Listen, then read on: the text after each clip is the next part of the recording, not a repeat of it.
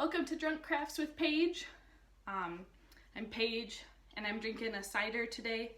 I usually am. It's my go-to. And today we are still going to be doing some woodworking stuff.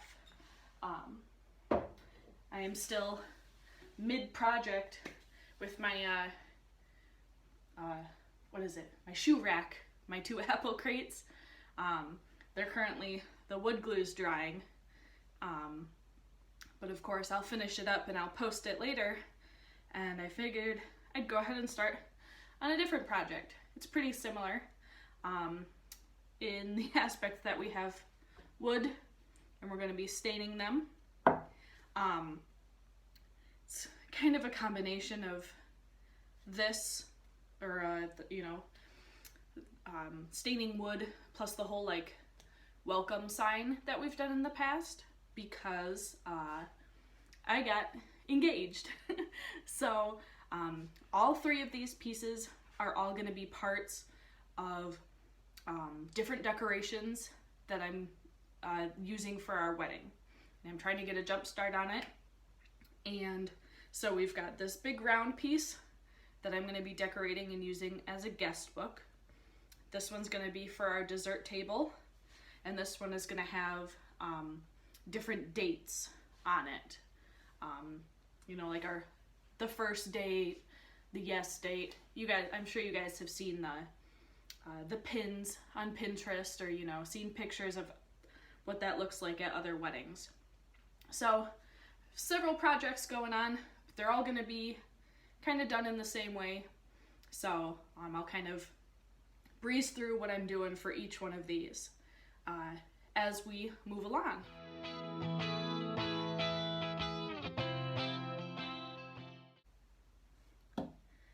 Our first step, actually the first step, I did it off camera, was to sand everything down. I went to Home Depot and got these 2 pieces of poplar cut down to size. One of them I think is 2.5 feet or 2 feet, and one of them is 1.5 feet. They cut them down for us, and so because they cut them down, they had little like frayed edges, and I had to sand those away. So I sanded them down and made the edges nice and smooth. This circle piece came as it looks right now. We just pretty much picked one that had a nice, kind of more blank surface to it, like it didn't have a bunch of knots and things. That's not a huge deal because, like I said, we're going to stain these. They're going to be dark colors and we're going to be decorating them with white. So this came as the circle, and I just rough sanded down the edges just to make it look nice. And so that was step 1.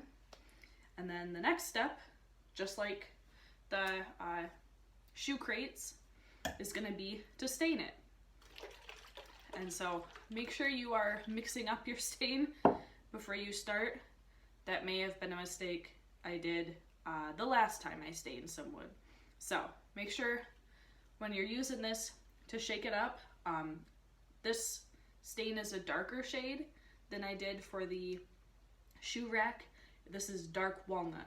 So all of these are going to stay nice and dark, hopefully. And the white letters that I plan on doing on them are going to pop a little bit better. So let's start doing step 2, the staining.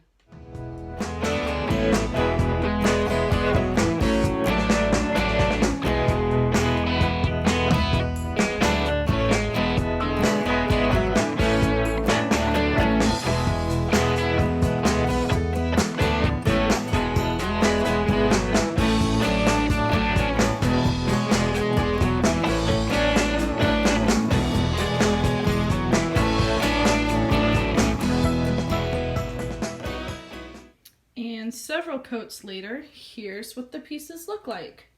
This gorgeous dark shade of brown that I was going for. I also did the other side of each of them. Even though I'm just going to be decorating one side, I'd still like it all to kind of look uniform. And now my next step is going to be to seal it. And I'm actually just going to be using Mod Podge as my sealer. These aren't going outside or anything, so it's okay to use a water-based one.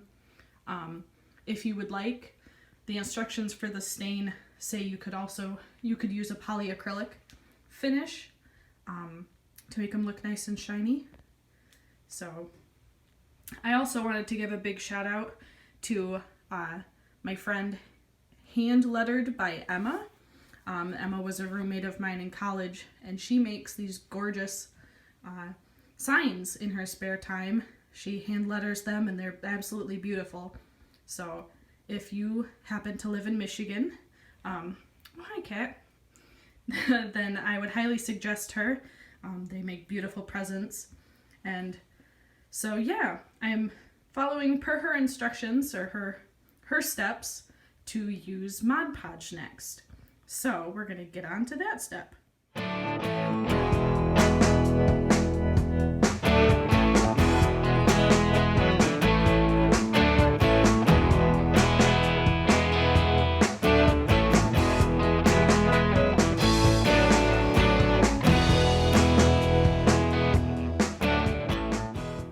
Here they are, all nice and shiny and coated. You can't really, oh there, you can see with the light hitting on it that the Mod Podge put a nice glossy coat on these pieces of wood, so they're nice and smooth. And similarly to what I did with the stain, I also coated the back just to make it look pretty. You don't have to. So my next step is the design. And so I've got this, it is a Bistro chalk marker that I plan on using. It's just a white color. And the plus side of using the Mod Podge and a chalk marker on these pieces of wood is that if you mess up, you can just take a damp cloth to it and wipe it off. These the chalkboard, let's see, it's pretty much, you can wipe it off. If you see this picture here, you can wipe off this design. So if you are hesitant about what you'd like to put on the wood, like me, then putting the glue coat on it and then using a chalkboard marker will allow you to like kind of erase what you goof. If you have more confidence than I do, you can use a similar paint pen to this, but make sure you get it with like an oil-based paint marker. The only reason I'm okay with the chalk marker is because I plan on sealing this again with an acrylic spray over top, so I can wipe it off when I'm designing, but then once I'm done and I like the design, I will seal it with an acrylic seal. But if you, like I said, if you're more confident in your design, then go ahead and use an oil-based pen or paint pen, because then the paint will go on and it will stay on the wood. So I'm going to start designing this circle one, which, if you remember, I plan on using for our guest book.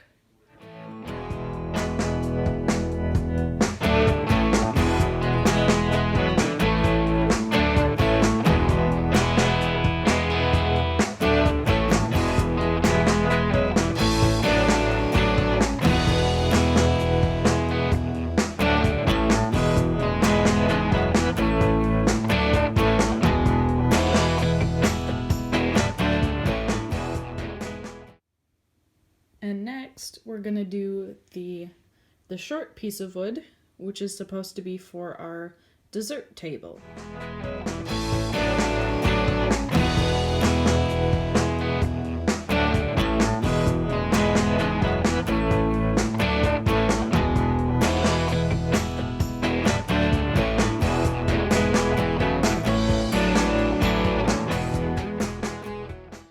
And finally, we have the long plank of wood that we're going to be putting the different dates, like the, let's see, the first day, the yes day, and the best day.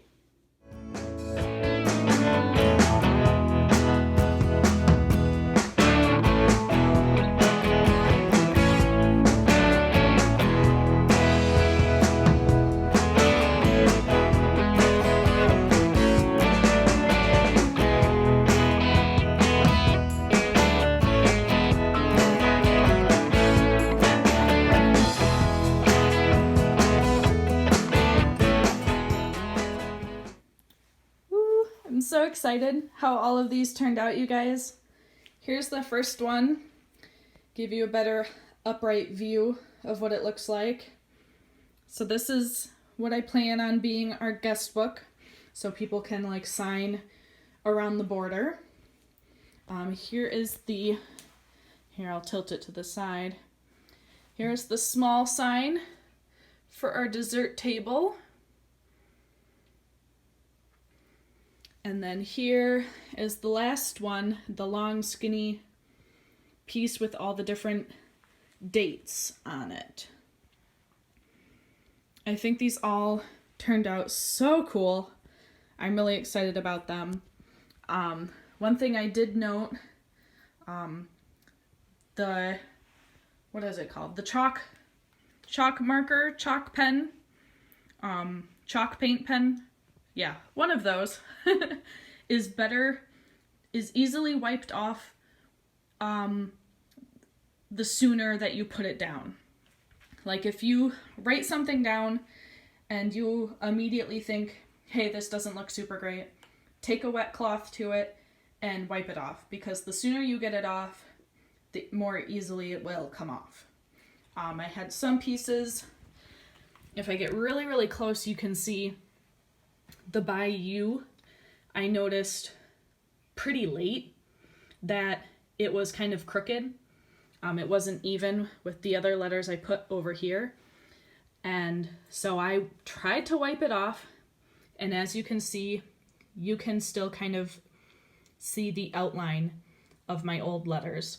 And that's because it dried on a little bit more than if I had noticed it as soon as I'd written it on there. So the whole wiping off technique works better if you do it quickly. But also you want to be careful, because even though your paint kind of has dried, it is still the chalkboard, or the chalk paint pen, and it is not meant to stay on.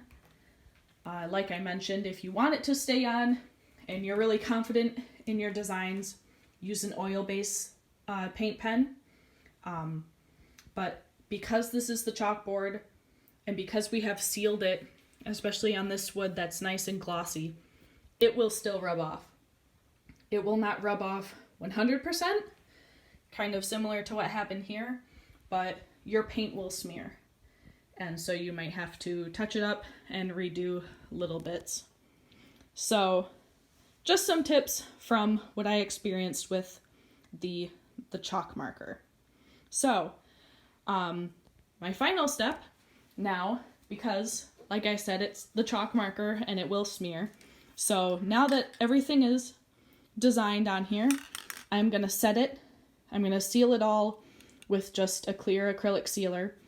The kind that I have is matte. You could get a gloss kind, really any kind of acrylic sealer to go over top of these so your paint doesn't smear anymore. It's good that, you know, like I said, to have it smear as you're trying to design things, because if you make a mistake, you can wipe it off. But now that I have my designs all nice and pretty on here, I don't want them to wipe off. So hence the acrylic sealer.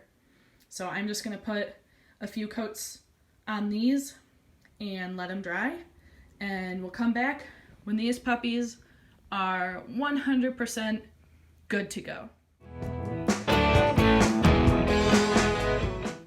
Here is the finished product. I guess it doesn't look much different from when I last showed you the signs, but now, because the acrylic spray on it, the paint is safe to touch. So yeah, these are all sealed up and nice and beautiful, and I'm pretty proud of them. They weren't really that terrible to make. If you go to like a Lowe's or a Home Depot, they will cut down wood pieces for you, and we found this circle one like as it is, and all I did was stain. I got stain and the chalkboard marker and the acrylic spray to seal it. So if you've got a steady hand and some kind of pattern in mind, this is not a terribly difficult craft to make. So yeah, super proud of these. And I also took some really nice pictures. It's sunny outside. So if you'd like to see the pictures I took of these, check out my Instagram. It's got the same name, Drunk Crafts with Paige. Also, feel free to like, comment, or subscribe to my channel.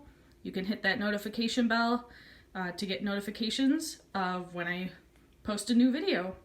So thank you all for watching, and I'll see you again next time.